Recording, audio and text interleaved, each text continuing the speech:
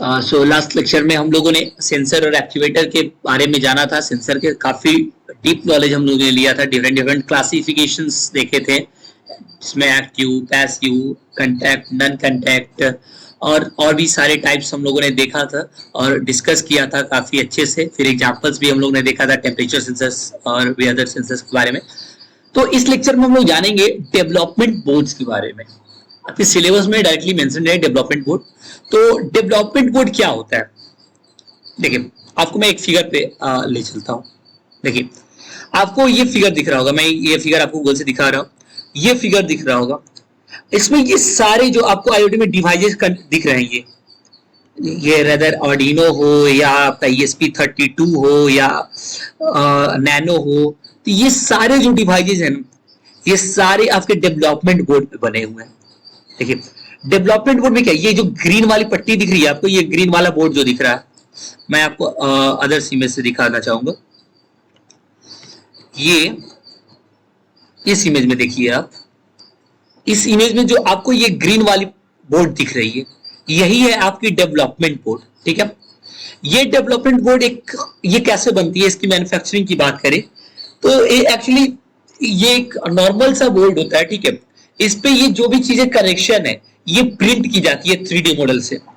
आज के टाइम में 3D प्रिंटिंग की मदद से इस बोर्ड पे ये सारे कनेक्शन जो आपको दिखाई दे रहे होंगे, ये लाइनिंग, ये वायर्स, कनेक्शंस, ये सारी चीजें दिखाई देंगी। डिवाइसेस की बात नहीं कर रहा हूं, इस पे जो वायर्स के कनेक्शन बने हुए कंडक्टर्स के, ये सारे प्रिंट किए हुए हैं। ठीक है, आप क्या करते हैं, डिफरेंट डिफरेंट सॉफ्टवेयर की मदद से एक डिजाइन क्रिएट करते हैं, एक कनेक्शन क्रिएट करते हैं कि किसको किस वायर से कनेक्ट करना है। उस मॉडल को 3D मॉडल, प्रिंटिंग मॉडल में जब डालते हैं तो वो जो हमारा मशीन है टोटल, वो मैकेनिज्म जो है हमारा, वो मैकेनिज्म की मदद से हम लोग इस बोर्ड पे ये कनेक्शन स्टैब्लिश करते हैं। ठीक है, तो ये जो आपको ये बोर्ड दिखाई दे रहा है, यही है हमारा डेवलपमेंट बोर्ड। तो नॉर्मली जब हम लोग इसको लिखते हैं, किस तरह से प्रेजेंट करेंगे कि डेवलपमेंट बोर्ड क्या है हमारा, तो एक development board printed circuit board है। क्या है, देखिए, ये प्रिंटेड है। ठीक है, इसको 3D प्रिंटिंग की मदद से प्रिंट किया जाता है। आप एक सॉफ्टवेयर पे डिजाइन क्रिएट करते हैं, सर्किट क्रिएट करते हैं, उसको आप मैकेनिज्म और सिस्टम में डालते हैं और वो ये प्रिंटिंग करता है। तो क्या है डेवलपमेंट बोर्ड हमारा? एक प्रिंटेड सर्किट बोर्ड है। ठीक है, with the circuitry and the hardware designed to assist the experimentation with a certain microcontroller. sorry तो पीसीबी क्या, प्रिंटेड सर्किट बोर्ड है। इसमें क्या है, बहुत सारे सर्किटरी है, बहुत सारे आपको सर्किट दिखाई दे रहे होंगे यहाँ पे। इसमें एक माइक्रो कंट्रोलर है, तो एक माइक्रो कंट्रोलर के साथ डिफरेंट बहुत सारे टाइप के सर्किटरी को लगाकर एक बोर्ड तैयार की है, एक पीसीबी तैयार की है। तो ये पीसीबी जो टोटल बना और जो हमारे पास आया एक पार्टिकुलर काम के लिए, वो हमारा डेवलपमेंट बोर्ड होता है। तो इसमें क्या है, दो चीजें हैं, बहुत सारे सर्किटरी हैं और एक माइक्रो कंट्रोलर है, जिसका इस्तेमाल हम लोग नॉर्मली एक्सपेरिमेंटेशन वर्क के लिए करते हैं। ठीक है, यहाँ पे उसी चीज को यहाँ पे एक लाइन में लिखा हुआ है कि development board is nothing but it is a printed circuit board with the circuitry and the hardware design to assist the experimentation, मतलब बहुत सारे एक्सपेरिमेंटेशन करने के लिए with a certain microcontroller, एक खास तरह के माइक्रो कंट्रोलर के साथ। बहुत सारे माइक्रो कंट्रोलर मार्केट में अवेलेबल है, जैसे ESP8266 हो गया हमारे पास, ESP32 हो गया हमारे पास, या नॉर्मल हम लोग 8051 पढ़ते हैं। तो different types of the micro controller है। तो डिफरेंट माइक्रो कंट्रोलर के साथ जो हमारा सर्किटरी पूरा अलाइंड होता है, बना हुआ रहता है, तो वो हमारा डेवलपमेंट बोर्ड होता है। ठीक है, अब इसकी जरूरत क्यों पड़ी हमको डेवलपमेंट बोर्ड की? तो हमारा IoT डेवलपमेंट बोर्ड जो है वो हमको आसानी से IoT डिवाइसेस से जुड़ने में मदद करता है। क्या करता है कि it allows for the easy integration, integration मतलब होता है जुड़ना, तो it allows for the easy integration of the IoT devices into the tech stack, मतलब कि टेक्नोलॉजी से जुड़ने के लिए ये काफी हेल्पफुल है। मतलब IoT और टेक्नोलॉजी दोनों को जोड़ने के लिए, टेक्नोलॉजी कैसा, जैसे आपके एप्स हो गए, APIs हो गए, तो उन सभी चीजों से जुड़ने के लिए, APIs समझ रहे होंगे, आगे हम लोग डिस्कस करेंगे कि API क्या होता है। ठीक है, तो उन सब चीजों से जुड़ने के लिए ये काफी हेल्पफुल होता है। तो सबसे पहला टर्म्स कि it provide the easy integration of the IoT devices to the tech stack. Second thing कि knowing how to choose the right microcontroller or the microprocessor is essential for development board and utilizing a readily available development kit can accelerate the process even more. क्या मतलब हुआ इसका कि एक सही micro controller choose करना और micro processor choose करना काफी जरूरी है, क्योंकि अगर आप एक सही माइक्रो कंट्रोलर और माइक्रो प्रोसेसर चूज करते हैं तो जो हमारा टोटल प्रोसेस है वो काफी तेज और मतलब काफी फास्ट और काफी आसानी से किया जा सकता है। ठीक है, तो डेवलपमेंट बोर्ड की मदद से सबसे पहले चीज की IoT डिवाइस से हम लोग इजीली इंटीग्रेट कर सकते हैं, यानी कि जुड़ सकते हैं। सेकेंड थिंग कि जो हमारा प्रोसीजर है या टोटल प्रोसेस है वो काफी फास्ट हो सकता है और काफी इजी हो सकता है। ठीक है, इससे हम लोग इनपुट, इसमें जो इनपुट आउटपुट पिन अवेलेबल है उसकी मदद से हम लोग डिफरेंट डिवाइसेस से एक साथ कनेक्ट हो सकते हैं, जैसे कि एक ऑडिबल डिवाइसेस और एक नॉर्मल पेरिफेरल, दोनों के साथ एक साथ हम लोग कनेक्ट हो सकते हैं। ठीक है, इन शॉर्ट अगर एक लैंग्वेज में बात करें तो to make the engineers life easier and the more efficient with the prototyping development boards are constructed, मतलब कि एक इंजीनियर के जीवन को आसान बनाने के लिए और काफी तेज यानी कि इफिशिएंट बनाने के लिए एक प्रोटोटाइपिंग डेवलपमेंट बोर्ड कंस्ट्रक्ट करना काफी इस्तेमाल होता है। एक वर्ड यहाँ पे इस्तेमाल हुआ है प्रोटोटाइपिंग। प्रोटोटाइपिंग का मतलब क्या होता है, जो हम लोग इंडस्ट्री लेवल पे बड़े बड़े मशीन्स देखते हैं, सबसे पहले उसका एक प्रोटोटाइप क्रिएट होता है, एक छोटा सा मॉडल क्रिएट होता है, तो वो हमारा प्रोटोटाइप क्रिएट होता है। तो उसके लिए छोटे छोटे डेवलपमेंट बोर्ड्स काफी इंपॉर्टेंट होते हैं। ठीक है, तो आपको मालूम चल गया होगा कि डेवलपमेंट बोर्ड क्यों जरूरी है। सबसे पहला पॉइंट शॉर्ट में समझेंगे, easy integration with the IoT devices. Second, it can accelerate the process even more. Third, it provide easy access to the input output pins. Fourth, it makes the engineer's life easier and the more efficient. ठीक है, 4 point हमको यहां से मालूम चले कि development board क्यों जरूरी है। डेवलपमेंट बोर्ड क्या होता है हमको मालूम चल गया, एक प्रिंटेड सर्किट बोर्ड है जिसके मदद से हम लोग इजीली एक एक्सपेरिमेंटेशन कर सकते हैं, एक प्रोटोटाइप क्रिएट कर सकते हैं एक सर्टेन माइक्रो कंट्रोलर की मदद से और सर्किटरी की मदद से। ठीक है, क्या क्या कंपोनेंट्स है एक डेवलपमेंट बोर्ड में। ठीक, तो कंपोनेंट, सबसे पहला कंपोनेंट, सबसे इंपॉर्टेंट कंपोनेंट है हमारे पास पावर सर्किट। तो एक पावर सर्किट की आवश्यकता पड़ेगी जहां से हम लोग एक पावर सप्लाई 5 वोल्ट की हो, 7 वोल्ट की हो या 9 वोल्ट की हो, मैक्सिमम 9 वोल्ट हमारा हो सकता है, लेकिन नॉर्मली हम लोग 5 और 7 वोल्ट प्रोवाइड करते हैं एक डेवलपमेंट बोर्ड को। तो एक पावर सर्किट बोर्ड को पावर सप्लाई देने के लिए हमें एक पावर सर्किट की आवश्यकता पड़ती है। सेकेंड थिंग, उस डेवलपमेंट बोर्ड को प्रोग्राम करने के लिए हमें एक प्रोग्रामिंग इंटरफेस की आवश्यकता पड़ेगी। जैसे ये आपको दिखाई दे रहा होगा, ये बोर्ड दिखाई दे रहा होगा। ठीक है, इस बोर्ड में हमारे पास एक ऐसे डिवाइसेस हैं जहां पे हम लोग अपने प्रोग्रामिंग को, जो भी हम लोग सॉफ्टवेयर में लिखे हुए रहते हैं, अपने कंप्यूटर में रेडी किए रहते हैं, उस प्रोग्रामिंग को इसमें डालते हैं। ठीक है, सेकेंड थिंग कि यहाँ पे हम लोग USB केबल की मदद से या कुछ ऐसे पिंस दिए हुए रहते हैं जहां से हम लोग 5 वोल्ट 7 वोल्ट की पावर सप्लाई करते हैं। ठीक है, दो चीजें हुई। तीसरी चीज है कि यहाँ पे पिंस होते हैं बहुत सारे, ये सारे पिंस जो दिखाई दे रहे हैं आपको, ये ऐसे पिंस होते हैं। तो ये पिंस क्या होते हैं, इनपुट आउटपुट पिंस होते हैं, जिससे कि हम लोग डिफरेंट डिवाइसेस जो होते हैं वो कनेक्ट करते हैं। ठीक है, फिर आउटपुट पिंस होते हैं जिसमें हम लोग, जैसे ये LEDs बल्ब कनेक्टेड है यहाँ पे, तो ये LED बल्ब्स कनेक्टेड है। मान लीजिए एक IR सेंसर है, उसमें LED बल्ब्स हैं, तो वो कहाँ कनेक्टेड होंगे, उसके आउटपुट से कनेक्टेड होंगे, उससे आउटपुट लेंगे ताकि जो भी इनपुट हम लोग दे रहे हैं उसके हिसाब से वो रिस्पॉन्ड कर सके। ठीक है, तो तीसरा कंपोनेंट क्या हुआ, इसका आउटपुट हुआ। सॉरी, तो ये इसके टिपिकल कंपोनेंट्स हो गए। कौन कौन से मेन कंपोनेंट्स हो गए, पावर सर्किट बोर्ड। ठीक है, पावर सर्किट जिससे कि हम लोग पावर सप्लाई दे रहे हैं। सेकेंड, प्रोग्रामिंग इंटरफेस जिससे हम लोग कंप्यूटर से माइक्रो कंट्रोलर में प्रोग्रामिंग अपलोड कर रहे हैं। थर्ड, हमारा इनपुट आउटपुट पिंस जिससे हम लोग डिफरेंट पेरिफेरल डिवाइसेस कनेक्ट कर रहे हैं। और फोर्थ, हमारा स्विचेस एंड LED बल्ब्स जैसे हम लोग बेसिक इनपुट या आउटपुट कर रहे हैं, या नॉर्मली हम लोग डायरेक्ट कर सकते हैं स्विचेस एंड LEDs। ठीक है, तो ये 4 मेन हमारे पास टिपिकल कंपोनेंट्स हैं। 4 कौन कौन से, power circuit, programming interface, input output pins, LED and switches, एक साथ लिखेंगे। ठीक है, तो ये टिपिकल कंपोनेंट्स हो गया। चलिए ठीक है, अब क्या क्या क्या फीचर्स होने चाहिए एक डेवलपमेंट बोर्ड के। तो आइए फीचर्स देखते हैं एक डेवलपमेंट बोर्ड के क्या क्या फीचर्स होते हैं। सबसे फर्स्ट फीचर कनेक्टिविटी। जो भी हमारे पास डेवलपमेंट बोर्ड हो उसके पास कनेक्टिविटी की फीचर होनी चाहिए। आई एक मैं एग्जांपल दिखाता हूं। जैसे हमें इसमें पढ़ना है नोड एमसीयू के बारे में, ठीक है। वही उसी का फिगर हम लोग देखते हैं और समझते हैं।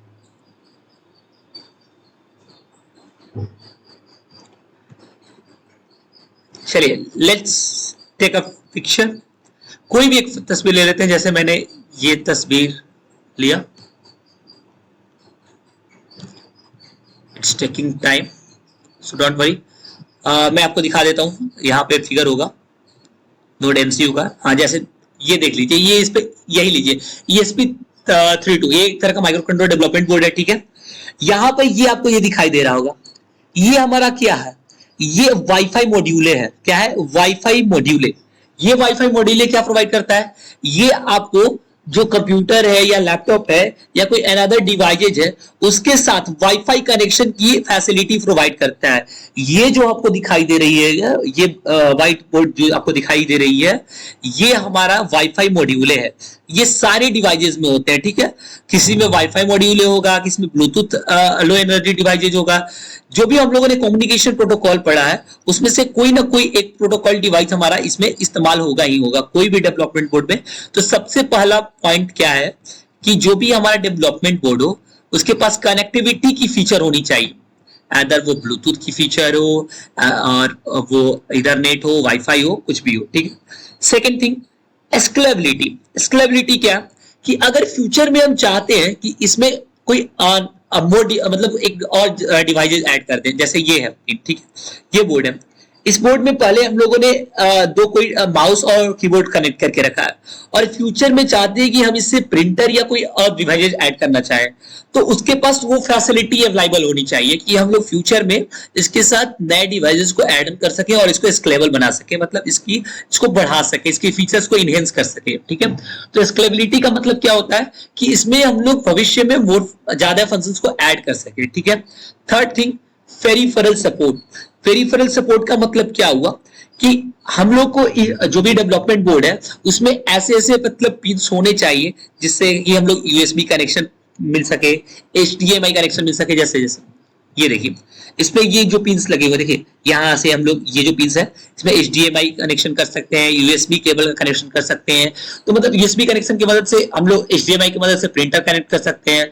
तो ये क्या हुआ, पेरिफेरल डिवाइसेस को ऐड करने के लिए फैसिलिटी चाहिए। तो थर्ड फीचर क्या होनी चाहिए कि पेरिफेरल सपोर्ट चाहिए, ठीक है। Fourth point processing power.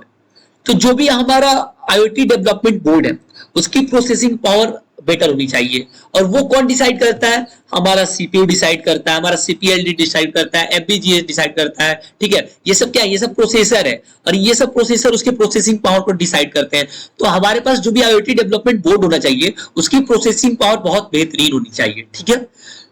Fifth point that is memory. जो हम लोग इसमें प्रोग्राम अपलोड कर रहे हैं तो उस प्रोग्राम को अपलोड करने के लिए, स्टोर करने के लिए स्पेस चाहिए। तो हमारे IoT डेवलपमेंट बोर्ड के पास एक मेमोरी की फैसिलिटी होनी चाहिए ताकि वो उस चीज को स्टोर कर सके, हमारी प्रोग्रामिंग को स्टोर कर सके।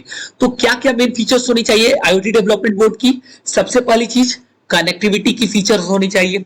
सेकेंड थिंग स्केलेबिलिटी होनी चाहिए ताकि हम लोग फ्यूचर में ज्यादा फंक्शंस ऐड कर सके। थर्ड थिंग की पेरिफेरल सपोर्ट होना चाहिए। फोर्थ थिंग की प्रोसेसिंग पावर अच्छी होनी चाहिए। एंड फिफ्थ पॉइंट की मेमोरी जो है, memory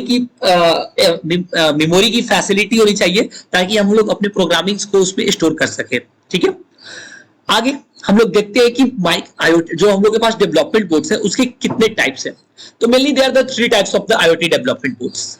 the first one is the microcontroller based board, second the single board computer SBC, and third the system on chip board. तो आज के टाइम में जो हम लोग डेवलपमेंट बोर्ड यूज करते हैं वो normally system on chip board होता है। क्योंकि ये जो बोर्ड्स होते हैं वो काफी मतलब काफी छोटे होते हैं। जैसे सिंगल बोर्ड कंप्यूटर की बात करें या माइक्रो कंट्रोलर बेस्ड बोर्ड की बात करें तो ये थोड़े से बल्की होते हैं, मतलब थोड़े से बड़े होते हैं। लेकिन वही सिस्टम ऑन चिप बोर्ड्स की बोलते हैं तो ये काफी माइक्रो, काफी छोटे होते हैं, काफी मिनी होते हैं, ठीक है, ये काफी छोटे होते हैं। इसलिए एसओसी जो होता है वो काफी हमारा इस्तेमाल होता है। तो इसके बारे में आपको डीप में जानने की कोई ज्यादा इंपॉर्टेंस है नहीं, तो इसको डीप में हम लोग यहाँ पे नहीं पढ़ेंगे। अगर आपको डीप में पढ़ना है तो आप कमेंट में बता सकते हैं, मेरे पास उसके भी हैंड रिटन नोट्स है, तो मैं आपको अच्छे से क्लियर कर दूंगा कि ये तीनों कैसे काम करते हैं और ये तीनों क्या है, ठीक है। तो आपको यहाँ पे बस याद रखना है कि 3 तरह के डेवलपमेंट बोर्ड है आपके पास। एक माइक्रो कंट्रोलर बेस्ड बोर्ड है, एक हमारा single board computer development board है, और एक सिस्टम ऑन चिप बोर्ड है। सिस्टम ऑन चिप में बहुत सारे फंक्शंस को हम लोग एक चिप में एक चिप के जरिए इस्तेमाल करते हैं। मतलब क्या होता है, मतलब 4-5 तरह के फीचर्स को हम लोग एक स्मॉल चिप्स के जरिए यूज करते हैं। वहीं पे सिंगल बोर्ड कंप्यूटर्स में हर एक फंक्शन के लिए डिफरेंट डिफरेंट डिवाइसेस यूज करते हैं, ठीक है। तो ये कुछ डिफरेंस मैंने नॉर्मली डिस्कस कर लिया आपके साथ, ताकि आपको थोड़ी सी नॉलेज इसके बारे में रहे, ठीक है। आगे बढ़ते हैं इसके बारे में। जैसे यहाँ पे कुछ डेवलपमेंट बोर्ड्स के बारे में डिस्कस किया हुआ कि ये सब बोर्ड्स क्या है, तो आइए इसके बारे में थोड़ा सा नॉलेज ले लेते हैं कि ये बोर्ड्स क्या हैं और किस तरह से काम करते हैं। तो मैं यहाँ पे आरपाई और आर्डिनो के बारे में डिस्कशन करूंगा थोड़ा सा। तो आरपाई स्टैंड फॉर रास्पबेरी पाई। अगर आप इलेक्ट्रॉनिक्स ब्रांड से रिलेट कर रहे हैं अपने आप को, तो आपने जरूर स्टम्प के बारे में 3rd सेम में या 4th सेम में पढ़ा होगा कि हमारा रास्पबेरी पाई जो है हमारा, जिसे हम लोग आर पाई बोलते हैं शॉर्ट में, वो हमारा क्या है। ये एक स्मॉल ग्रिड साइज कंप्यूटर है, ठीक है। ये किस पे काम करता है, लिनक्स बेस्ड ऑपरेटिंग सिस्टम पे काम करता है, ठीक है। इसका इस्तेमाल हम लोग कहाँ करते हैं, एम्बेडेड प्रोजेक्ट बनाने में करते हैं, ठीक है। इसके बारे में बस मेन पॉइंट्स याद रखिए। ये क्या है, स्मॉल ग्रिड साइज कंप्यूटर है, ठीक है।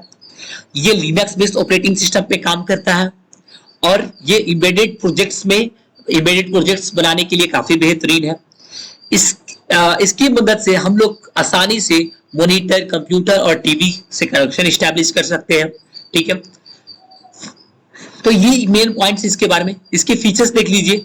ये ब्लूटूथ 4.1 का मतलब क्या है, मैंने कम्युनिकेशन प्रोटोकॉल में बताया था कि ब्लूटूथ 4.1 जो हमारा था वो क्या था, वो ब्लूटूथ लो एनर्जी था। मतलब ब्लूटूथ का जो 4.1 वर्जन था वो ब्लूटूथ लो एनर्जी, यानी कि जो हमारा आरपाई है वो Bluetooth low energy communication protocol का इस्तेमाल करता है, ठीक है। इसकी processors 1.2 gigahertz 64 bit quad core की होती है। तो ये ज्यादा याद करने की आपको जरूरत नहीं है, आप बस ये याद रखिए कि ये ब्लूटूथ 4.1 पे काम करती है। मतलब इसमें जो कम्युनिकेशन मॉड्यूल लगाते हैं हम लोग, जैसे यहाँ पे हम लोगों ने कम्युनिकेशन मॉड्यूल का बात किया था कनेक्टिविटी फीचर्स में, कि डिफरेंट कनेक्टिविटी फीचर्स होते हैं। तो इसमें जो कनेक्टिविटी फीचर्स होता है वो ब्लूटूथ लो एनर्जी होता है, ठीक है। और ये वायरलेस लैन है। अब लैन क्या है, अगर आपने सेकेंड लेक्चर देखा होगा तो आपको वहां पे मैंने क्लियरली डिस्कस किया है डिफरेंट टाइप्स ऑफ द लैन, जहां पे हमने local area network, personal area network, metropolitan area network, wide area network के बारे में काफी डिटेल्ड में पढ़ा है, जबकि हमारे सिलेबस में नहीं है, फिर भी मैंने काफी डिटेल में आपको बताया है कि क्या होता है लैन मैन और पैनमैन। तो आप अगर नहीं देखे तो वहां से आप जाकर देख सकते हैं, ठीक है। आगे इसमें 4 यूएसबी पोर्ट है हमारे लिए, 40 GPIO पिंस है, general purpose input output pin जिसे बोलते हैं, ठीक है। तो 40 GPIO पिन है और ये डिफरेंट इसमें चीजें हैं जो कि आपके लिए रिलेवेंट नहीं है, इतनी ज्यादा डीप में आपको नहीं जाना है। 1 GB रैम है और फुल HDMI पोर्ट है, ठीक है। ये सब चीजें बस नॉर्मली आपको एक बार पढ़ लेना है ताकि आपके माइंड में रहे। बस आप इतना याद रखिए कि ये क्या है, एक स्मॉल ग्रिड साइज कंप्यूटर है, लिनक्स बेस्ड ऑपरेटिंग सिस्टम पे काम करता है और एम्बेडेड सिस्टम एम्बेडेड प्रोजेक्ट के लिए काफी अच्छा है।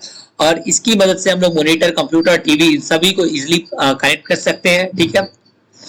प्रोसेसर 1.2 गीगाहर्ट्ज का होता है और ये Bluetooth low energy communication module पे काम करता है, ठीक।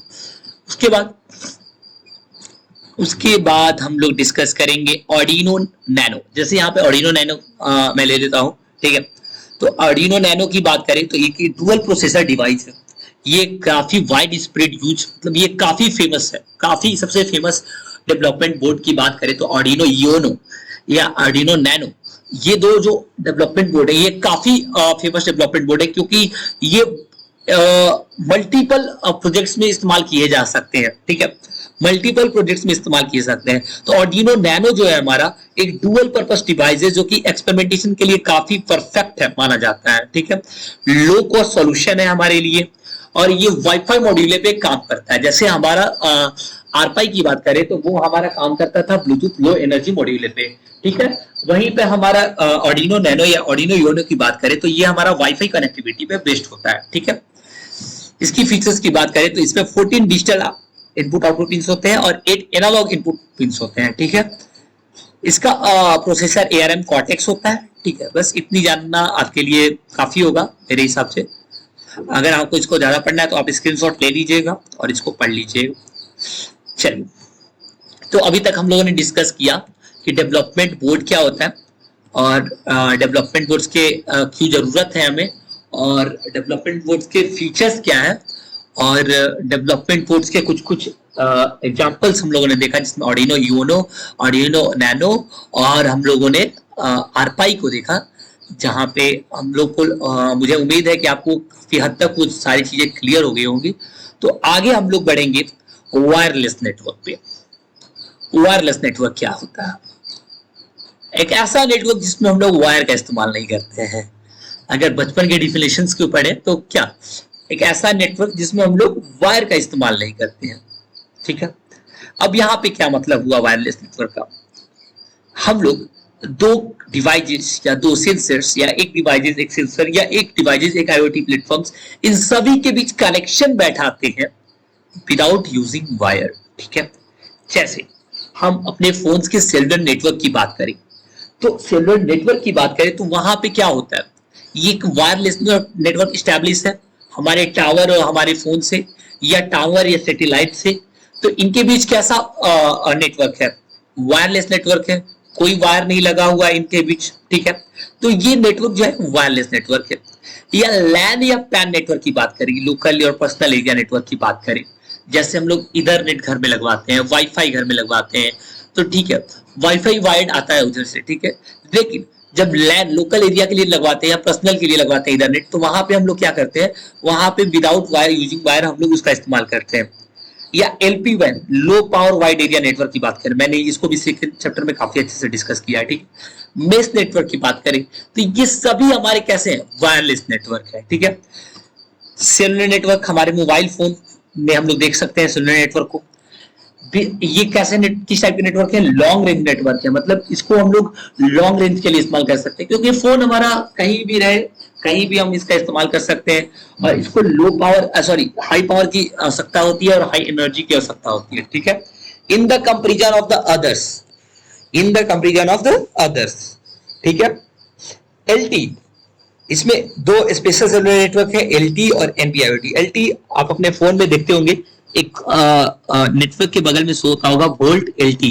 LT का मतलब होता है long term evolution for machines, ठीक है। तो ये क्या है, एक सेलुलर नेटवर्क का स्पेशल प्रोटोकॉल है, ठीक है। एक NB-IoT आता है जिसमें नैरो बैंड IoT है। तो इस सब चीजों के बारे में ज्यादा डिस्कस नहीं करना है, बस आपको जानना है कि वायरलेस नेटवर्क क्या होता है और वायरलेस नेटवर्क को कैसे क्लासिफाइड किया गया है, ठीक है। यहाँ पे लैन पैन बताया गया, इन सब चीजों के बारे में मैं आपसे ऑलरेडी डिस्कस कर चुका हूं, तो मैं यहाँ पे भी डिस्कस दोबारा नहीं करूंगा क्योंकि ये टाइम कंज्यूमिंग होगा आपके लिए भी और हमारे लिए भी। चलिए आगे बढ़ते हैं। आगे हम लोग देखते हैं वाईफाई लाइब्रेरीज। वाईफाई लाइब्रेरीज के तरफ बढ़े उससे पहले आपको बता दें कि जब आप 4th चैप्टर पढ़िएगा तो इन सारे टर्म्स का आपको इस्तेमाल होगा। अभी से वाईफाई लाइब्रेरीज से इनके बाद जो भी टर्म्स आप पढ़िएगा ये सारे आपके रिलेवेंट है अगले चैप्टर के लिए। अगर आप इन सब टर्म्स को नहीं समझते हैं तो आपको अगले चैप्टर में काफी डिफिकल्टीज होगा। सबसे पहला पॉइंट, वाईफाई लाइब्रेरीज क्या है? तो wifi libraries is a package of the programming codes used to develop the software for the wifi. जैसे आपको मैंने डेवलपमेंट बोर्ड में दिखाया कि ये वाईफाई मॉड्यूल है, लेकिन जब आप अपने फोन को उस डिवाइस से कनेक्ट करना चाहेंगे तब उन दोनों के बीच कनेक्शन बैठाने के लिए आप कुछ प्रोग्रामिंग उसमें एस्टैब्लिश कीजिएगा, ठीक है। तो जो प्रोग्रामिंग या जो कोड आप लिखिएगा ताकि आप उस अपने डिवाइस IoT डेवलपमेंट बोर्ड से कनेक्शन बैठा सकें, तो वो पूरे प्रोग्रामिंग का जो पैकेज, पूरे प्रोग्रामिंग कोड का पैकेज है, जो कि आप अपने डेवलपमेंट बोर्ड में डाल रहे हैं, जिसके वजह से आप आपके फोन और आपके डेवलपमेंट बोर्ड के बीच कनेक्शन बैठ रहा है, वो पूरे प्रोग्रामिंग कोड का पैकेज को हम लोग वाईफाई लाइब्रेरी कहते हैं। ठीक है, जैसे मैं आपको दिखा देता हूं, आपको मैं गूगल करके दिखा देता हूं कि किस तरह से ये डेवलपमेंट बोर्ड, ये जो वाईफाई लाइब्रेरीज है वो, जैसे प्रोग्राम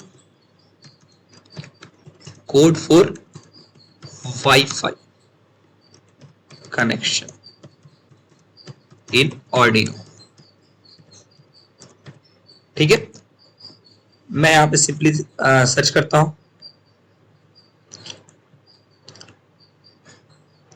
ठीक है, तो यहां पे आप जब इसको ओपन कीजिएगा, कोई भी साइट ओपन कीजिएगा, तो वहां पे सेट ऑफ कोड्स दिखाएगा आपको कि इन कोड्स की मदद से, ये जो कोड्स है, जब आप इन कोड को अपलोड कीजिएगा अपने डेवलपमेंट बोर्ड में, जब इस कोड को डेवलपमेंट बोर्ड में डालिएगा, तो उन कोड को डालने से इन दोनों के बीच कनेक्शन स्टैब्लिश किया जा सकता है। मतलब उसके अंदर वो फीचर आ जाती है कि आप दोनों के बीच कनेक्शन स्टैब्लिश कर सकते हैं। ठीक है, तो ये जो हमारा होता है, ये हमारा देखिए जैसे यहाँ पे मेथड दिखाया गया किस तरह से कनेक्शन कर सकते हैं हम लोग। ठीक है, देखिए ये बैकग्राउंड में आप देख पा रहे होंगे कि ये सारी चीज सो कोड है। ठीक है, ये कोड किस तरह से कनेक्शन बैठाए जा रहे हैं, और फिर वाईफाई के लिए कौन कौन से चीजें यूज की जा रही है, कैसे कैसे बैठाया जा रहा है। तो ये जो पूरे सेट ऑफ पैकेज है प्रोग्रामिंग कोड का, वो पूरा पैकेज जो है वो हमारा वाईफाई लाइब्रेरी का आता है। तो आपको नाम से ही मालूम चल जाना चाहिए कि वाईफाई लाइब्रेरीज क्या है, कि it is a package of the programming code that is used to develop the software for the Wi-Fi। Wi-Fi के लिए जो सॉफ्टवेयर डेवलप करते हैं, उसका जो पूरा पैकेज है, उसके प्रोग्रामिंग कोड का पूरा पैकेज है, वो वाईफाई लाइब्रेरीज है। ठीक है, अब वाईफाई लाइब्रेरीज का क्या क्या फंक्शंस है। सबसे पहला फंक्शन सेटिंग वाईफाई नोड्स। देखिए सॉफ्टवेयर की बात कर रहे हैं, आप अपने फोन में जाइए और वाईफाई ओपन कीजिए। ठीक है, अगर जब आप वाईफाई ओपन करते होंगे तो उस पर क्या क्या बेसिक फीचर्स मिलते हैं। सबसे पहला चीज की सेटिंग का फीचर्स, जहां से आप अपने एक्सेस पॉइंट को सेव कर सकते हैं, एक्सेस पॉइंट सेटिंग को देख सकते हैं, स्टेशन मोड हो या वाईफाई के मोड को सिलेक्ट कर सकते हैं। ठीक है, वहीं पे नेक्स्ट फंक्शन की बात करें तो wifi network scan. Wifi library क्या करता है, नेटवर्क स्कैन में हेल्प करता है। जैसे आप अपने फोन में देखते होंगे कि सबसे जो वाईफाई सॉफ्टवेयर है उसमें फीचर्स क्या मिल रहा होगा कि वो नेटवर्क को स्कैन करता है। ठीक है, तो वाईफाई को स्कैन करता है। ठीक है, तो ये सेकंड फीचर होगा। थर्ड थिंग कि वाईफाई नेटवर्क कनेक्शन फंक्शन क्या है इसका, कि वाईफाई की जो भी नेटवर्क है उससे कनेक्शन एस्टैब्लिश करना। जैसे आप किसी भी वाईफाई से कनेक्ट होना चाहेंगे, तो जब अपने फोन में वाईफाई में जाइएगा और किसी भी डिवाइस को सिलेक्ट कीजिएगा, तो आप वहां से किसी भी वाईफाई नेटवर्क डिवाइस से कनेक्ट हो जाइएगा। फोर्थ थिंग, इसका क्या काम है कि ये कनेक्शन के स्टेटस को दिखाता है कि आपका डिवाइस उससे कनेक्टेड है या एक्सेस डिनाइड कर दिया गया, या सर टेम्पोररी फुल्ड है एक्सेस पॉइंट, ये सारी चीजें आपको वहां पे शो करता है। तो क्या क्या इसके बेसिक फंक्शंस हो गए। सबसे पहला चीज कि वाईफाई के मोड्स को सेटिंग करने में हेल्प करता है, नेटवर्क स्कैन की फीचर्स को प्रोवाइड करता है, नेटवर्क के साथ नेटवर्क कनेक्शन की फीचर को प्रोवाइड करता है, और नेटवर्क के कनेक्शन स्टेटस को दिखाता है कि वो कनेक्टेड है या कैसा है। ठीक है, तो ये सारे फंक्शन हो गए वाईफाई लाइब्रेरी के। तो वाईफाई लाइब्रेरी के बारे में बस इतना ही था। नेक्स्ट हम देखते हैं कि फर्मवेयर। फर्मवेयर क्या होता है, ये काफी इंपॉर्टेंट टर्म है फर्मवेयर। तो software loaded in the memory chips that is used to write the codes for the IoT devices. मतलब जो भी हमारा मेमोरी चिप होता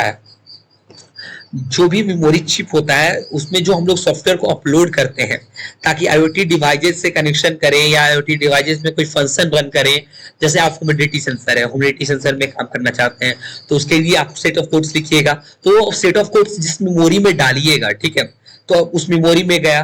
ठीक, तो ये जो सॉफ्टवेयर है ना, जिसमें जो लोडेड है पूरे प्रोग्रामिंग कोड से, तो ये सॉफ्टवेयर जो है जिसकी मदद से हम लोग कोई फंक्शन परफॉर्म कर रहे हैं, वो हमारा क्या है, फर्मवेयर है। फर्मवेयर क्या हुआ, समझिए क्लियरली कि फर्मवेयर क्या हुआ कि ये भी सेट ऑफ कोड्स हुआ। जैसे वाईफाई लाइब्रेरी हमारा सेट ऑफ कोड्स होता था वाईफाई के लिए, ये किसके लिए होता था, वाईफाई के लिए।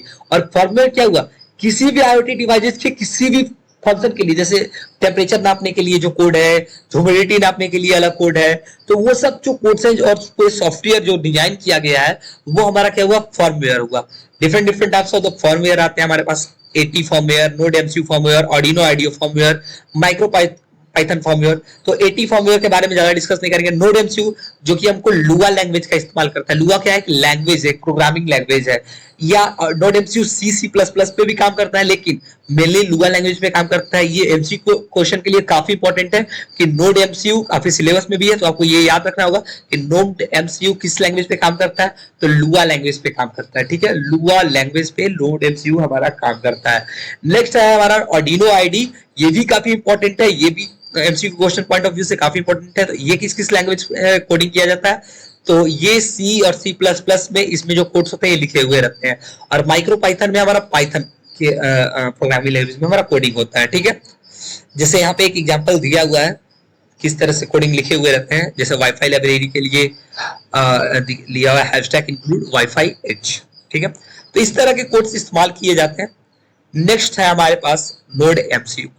काफी इंपॉर्टेंट है नोड एमसीयू, हमारे सिलेबस में डायरेक्टली मेंशन्ड है, तो इसको पढ़ना काफी इंपॉर्टेंट है। तो यहाँ पे आप फिगर भी देख रहे होंगे कि नोड एमसीयू हमारा किस टाइप का होता है, किस तरह का दिखता है। तो ये हमारा नोड एमसीयू है, ये हमारा वाईफाई मॉड्यूल है, आपको दिख रहा होगा। और इसमें ये जो पिंस है, ये इधर जो आपको दिखाई दे रहे होंगे दोनों तरफ, ये दोनों हमारे पिंस है। तो ये डिफरेंट डिफरेंट पिंस है, डिफरेंट डिफरेंट पिंस का डिफरेंट डिफरेंट एप्लीकेशंस है। तो अब आइए थोड़ा सा डिटेल में देखते हैं नोड एमसीयू के बारे में। तो सबसे पहला चीज, नोड एमसीयू है क्या? एक फॉर्मवेयर है। फॉर्मवेयर क्या है आपको बता दिया, एक सॉफ्टवेयर है। ठीक है, नोड एमसीयू एक फॉर्मवेयर है, और फॉर्मवेयर क्या है? एक सॉफ्टवेयर है जो कि कहां रहता है? प्रोग्राम मेमोरी चिप में लोडेड रहता है। जैसे इसमें जो मेमोरी चिप होगा उसमें हमारा फॉर्मवेयर लोड किया हुआ रहता है, जो सॉफ्टवेयर लोड किया रहता है। इस डिवाइस में, ये नोड एमसीयू डिवाइस में जो मेमोरी चिप है, और उस मेमोरी चिप में जो हमारा सॉफ्टवेयर लोड किया गया है, वो सॉफ्टवेयर जो हो गया वो हमारा फॉर्मवेयर कहलाता है। ठीक है, और नोड एमसीयू क्या है? हमारा एक फॉर्मवेयर है। किस टाइप का फॉर्मवेयर है? ओपन सोर्स फॉर्मवेयर है। ओपन सोर्स का मतलब क्या होता है कि एक फ्री फॉर्मवेयर है, मतलब ये आप इजीली इसको डाउनलोड कर सकते हैं। ठीक है, आप इसको इजीली डाउनलोड कर सकते हैं। किस प्रोग्रामिंग लैंग्वेज पे काम बना हुआ है? ये लुआ लैंग्वेज पे बना हुआ है। एक लाइट वेट प्रोग्रामिंग लैंग्वेज है लुआ लैंग्वेज। ठीक है, तो ये लुआ लैंग्वेज पे बना हुआ है, और ये ESP8266 वाईफाई चिप के साथ बना हुआ रहता है। ये ESP8266 जो आप देख रहे हैं, ये हमारा माइक्रो कंट्रोलर होता है। देखिए एक डिफरेंस क्या है, एक मिसकंसेप्शन क्या होता है आप स्टूडेंट्स के बीच। वो क्या बोलते हैं कि ये बोर्ड, हमारा जो ये बोर्ड है वो नोड एमसीयू है। नहीं, ये गलत बात है। ये बोर्ड हमारा माइक्रो कंट्रोलर है। ये हमारा जो बोर्ड है ये हमारा ESP8266 माइक्रो कंट्रोलर है।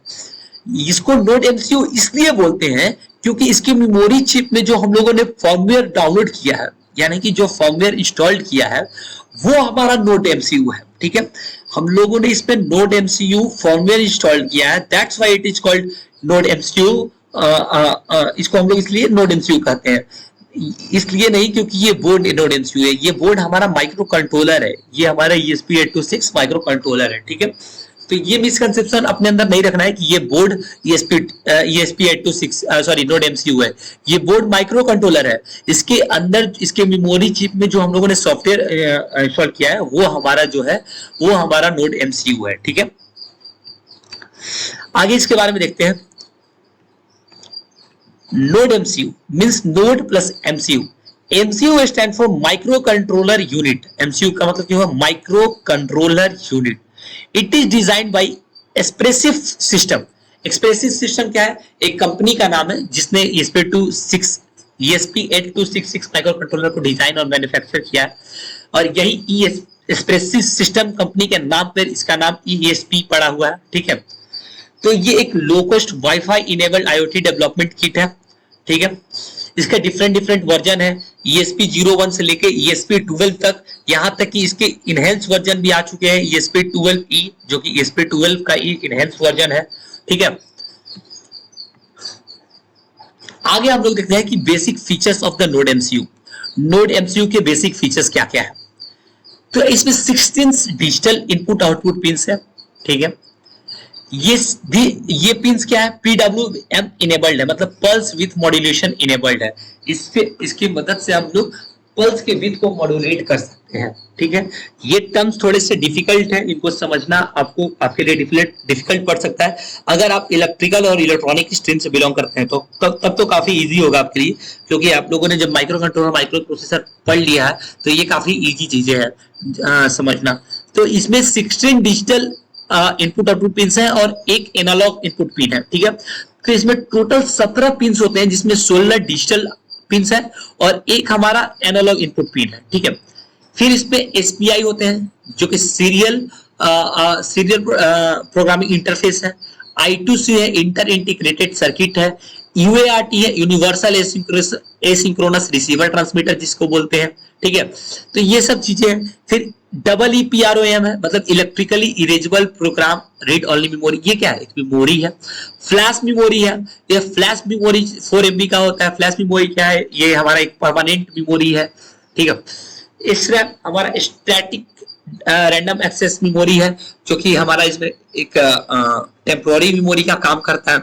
अगर क्लॉक स्पीड की बात करें नोड एमसीयू की, वो हमारी 80 मेगाहर्ट्ज की क्लॉक स्पीड होती है इसकी। ठीक है, साइज इसकी लगभग अबाउट 18 सेंटीमीटर स्क्वायर होता है। ठीक है, तो बेसिक फीचर्स में क्या है कि टोटल 17 पिन है, 17 में 16 डिजिटल और एक एनालॉग। ठीक है, EEPROM है, इसमें फ्लैश मेमोरी और SRAM है, मतलब 3 मेमोरी है, एक EEPROM और एक फ्लैश मेमोरी और एक SRAM। ठीक है, क्लॉक स्पीड इसकी 80 मेगाहर्ट्ज है और साइज इसकी 18 सेंटीमीटर स्क्वायर है। ठीक है, इतनी चीज आपको बेसिक फीचर्स में इसके याद रखने। ये हमारा ब्लॉक डायग्राम है हमारा टोटल ESP8266 और नोड बोले तो नोड एमसीयू की। ठीक है, देखिए ये कैसे काम करती है। ये ब्लॉक डायग्राम देखकर आपको काफी डर लग रहा होगा, लेकिन जब आप इसकी फंक्शनिंग को समझिएगा तो काफी इजी हो जाएगा। देखिए यहाँ पे हमारा RF सिग्नल को ये इंडिकेट कर रहा है, सेंस कर रहा है। ठीक है, एनवायरमेंट से जो भी रेडियो फ्रीक्वेंसी सिग्नल आ रहा है यहाँ पे ये डिटेक्ट किया और ये रेडियो फ्रीक्वेंसी सिग्नल को कहाँ ट्रांसमिट कर देता है? ये RF बलून को देता है। ये RF बलून क्या है? एक तरह का बैलेंस और बैलेंस ट्रांसफार्मर है, जो कि रेडियो फ्रीक्वेंसी जो सिग्नल आ रही है उसकी स्ट्रेंथ को बढ़ा देती है। क्योंकि जो रेडियो फ्रीक्वेंसी सिग्नल आ रही है, हो सकता है कि बहुत दूर से आने की वजह से उसकी वो काफी वीक हो गया हो, या हो सकता है कि बहुत ज्यादा आ रहा हो, तो या मतलब कोई भी कंडीशन हो सकता है। तो ये बलून क्या करती है कि इसके स्ट्रेंथ को बढ़ा देती है, जो भी रेडियो फ्रीक्वेंसी सिग्नल है हमारे पास उसकी स्ट्रेंथ को बढ़ा देती है। फिर हमारे पास इसी के साथ एक एंटीना स्विच लगी हो जाती है। एंटीना स्विच ये डिटेक्ट करती है कि जो रेडियो फ्रीक्वेंसी सिग्नल है उसको क्या करना है, उसको रिसीव करना है या ट्रांसमिट करना है। अगर रिसीव करना है तो रिसीव रेडियो फ्रीक्वेंसी ट्रांसमीटर को भी ऑन कर देगी, अगर ट्रांसमिट करना है तो रेडियो फ्रीक्वेंसी ट्रांसमीटर को ऑन कर देगी, और रिसीव करना है तो रिसीवर को ऑन कर देगी। और उसके बाद जब ये रिसीव कर लेगा या ट्रांसमिट करने के लिए रेडियो फ्रीक्वेंसी सिग्नल इसमें आ जाएगा, तो ट्रांसमीटर के साथ कनेक्टेड होता है हमारा PLL, जिसको हम लोग फेज लूप बोलते हैं, और या इसको वोल्टेज कंट्रोल ऑसिलेटर बोलते हैं। इसकी मदद से हम लोग क्या करते हैं कि इसके रेडियो फ्रीक्वेंसी को स्टेबल करते हैं। क्या करते हैं? इसके रेडियो फ्रीक्वेंसी को स्टेबल करते हैं, क्योंकि हो सकता है कि ट्रांसमिटिंग के दौरान इसका जो फ्रीक्वेंसी जो हमारा आ रहा वो स्टेबल ना हो, तो PLL या VCO की मदद से हम इसको स्टेबल बनाते हैं। ये हमारा PMU है, जो जिसे हम लोग पावर मैनेजमेंट यूनिट बोलते हैं।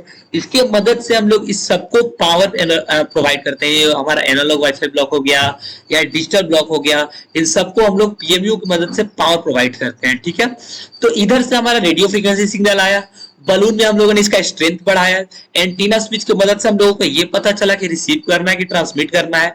उसके बाद इस सिग्नल को, रेडियो फ्रीक्वेंसी सिग्नल को, जो कि हमारा एक एनालॉग सिग्नल था, उसको हम लोग डिजिटल बेस बैंड में डाल देते हैं, जहां से हमारा एनालॉग सिग्नल डिस्क्रीट सिग्नल या डिजिटल सिग्नल में कन्वर्ट हो जाता है। ठीक है, ये डिजिटल सिग्नल में जब हमारा ये रेडियो फ्रीक्वेंसी सिग्नल चला जाता है, तो उसके बाद हमारा CPU जो है वो हमारे इस सिग्नल को प्रोसेस करता है। और इसके साथ हमारे पास 3 मेमोरी है, जो कि पहले ये लोग डिस्कस कर चुके हैं, EEPROM, फ्लैश मेमोरी और SRAM। ये 3 मेमोरी जो कि डिफरेंट टास्क करते हैं। ठीक है, जैसे फ्लैश मेमोरी जितना भी हमारा सॉफ्टवेयर है, जो भी प्रोग्रामिंग है, वो सारा कहाँ स्टोर होता है, वो सारा हमारा फ्लैश मेमोरी में स्टोर होता है। और जो टेम्पोररी टास्क हम लोग करते हैं उसके जो डाटा अवेलेबल होते हैं वो कहाँ होते हैं, वो हमारे स्टैटिक रैंडम एक्सेस मेमोरी में होता है। फिर उसके बाद ये डिफरेंट डिफरेंट पोर्ट्स है जिसका इस्तेमाल हम लोग डिफरेंट डिफरेंट एप्लीकेशन में करते हैं। ठीक है, तो आइए इन सब चीजों के बारे में थोड़ा सा डिस्कस कर लेते हैं। तो सबसे पहले है हमारे पास RF बैलून। RF balloon क्या है? It is a balanced and balanced transformer. Its function is to maintain the good signal strength. ठीक है? Antenna switch, it provides the connection of the antenna with the receiver, radio frequency transmitter and radio frequency receiver. ठीक है? ये connection establish करता है transmitter और receiver के बीच। देखिए जैसे एंटीना स्विच जो है वो रिसीवर और ट्रांसमीटर के बीच क्या कर रहा है, कनेक्शन स्टैब्लिश कर रहा है। ठीक है, उसके बाद हमारा जो रेडियो फ्रीक्वेंसी PLL और VCO है, ये हमें एक स्टेबल रेडियो फ्रीक्वेंसी प्रोवाइड करते हैं रेडियो फ्रीक्वेंसी ट्रांसमीटर को। PMU हमारा पावर मैनेजमेंट यूनिट है। रिसीवर जो कि हमारे डिजिटल बेसबैंड से रेडियो फ्रीक्वेंसी को रिसीव करता है और ट्रांसमीटर जो कि ट्रांसमिट करता है। फ्लैश मेमोरी जो कि जो भी हमारा फॉर्मवेयर है, जो नोड MCU फॉर्मवेयर है, वो हमारा इस मेमोरी में लोडेड होता है, जो कि हमारा ऑपरेटिंग सिस्टम की तरह काम करता है। EEPROM जो कि हमारा एक परमानेंट यूजर प्रोग्राम को स्टोर करता है। SRAM जिसको स्टैटिक रैम बोलते हैं, ये हमारे टेम्पोररी यूजर प्रोग्राम को स्टोर करता है। ठीक है, तो ये फिर हमारे पास UART है जो कि हमको एक सीरियल कम्युनिकेशन इंटरफेस प्रोवाइड करता है। GPIO जो कि general purpose input output devices बोलते हैं। ये जो पिंस होते हैं इनकी मदद से हम लोग different different output devices connect करते हैं, इनपुट डिवाइसेस कनेक्ट करते हैं, जैसे LED बल्ब हो गए, बटन स्विच हो गए, स्टेपर मोड हो गए। तो इन पिन से हम लोग कनेक्शन स्टैब्लिश कर सकते हैं। I2C जो कि पेरिफेरल्स या सेंसर से कनेक्शन के लिए इस्तेमाल किए जाते हैं। और जब ऑडिबल डिवाइसेस, ऑडियो डिवाइसेस से कनेक्शन या साउंड बॉक्स लगाना हो या कोई ऑडियो डिवाइस माइक्रोफोन लगाना हो, तो उसके लिए I2S पिन हमारे पास होता है। फिर हमारे पास SPI है, सीरियल पेरिफेरल इंटरफेसेस है। जब हमको पेरिफेरल डिवाइसेस कनेक्ट करना हो तो उसके लिए SPI का इस्तेमाल करेंगे। SDIO है, मतलब secure digital input output pin है। जब हमको SD कार्ड से इंटरफेस करना हो, मतलब SD कार्ड को हम लोग कनेक्ट करना हो, तो SDIO पिन का कनेक्शन का इस्तेमाल करेंगे। ठीक है, PWM की मदद से हम लोग मोटर की स्पीड को कंट्रोल करते हैं, या लाइट की इंटेंसिटी कंट्रोल करना हो तो पल्स विथ मॉड्यूलेशन की मदद से हम लोग इसको कंट्रोल कर सकते हैं। ADC जो कि हम लोग एनालॉग टू डिजिटल कन्वर्टर है, इसकी मदद से हम लोग को एनालॉग सिग्नल को डिजिटल सेंसर में कन्वर्ट करते हैं। तो ये डिफरेंट डिफरेंट पिन्स है जो कि इसका इस्तेमाल फंक्शन ब्लॉक है जो कि आपके सिलेबस में डायरेक्टली मेंशन है। नोड MCU और उनके ब्लॉक्स के बारे में पढ़ना, तो इन सब चीजों के बारे में आप जरूर पढ़ लें एक बार। ठीक है, आगे हम लोग देखते हैं इंटरफेसिंग विद द सेंसर। ये हमारा सेकंड लास्ट टॉपिक है इस चैप्टर का। सेंसर के साथ कैसे इंटरफेस कर सकते हैं हम लोग। ठीक है, तो सेंसर से कैसे इंटरफेस करना है उसके लिए हम लोग नेक्स्ट लेक्चर में हम लोग देखते हैं कि किस तरह से हम लोग नोड MCU और या कोई भी सेंसर से किस तरह से इंटरफेस कर सकते हैं। So that's all for the today. ये सारे लेक्चर्स को आप हो सके तो स्लो में देखिएगा या रिवाइंड करके देख के समझिएगा, क्योंकि मैंने हर एक पॉइंट को डिस्कस किया है। थोड़ा सा फास्ट हो सकता हूँ। ठीक है,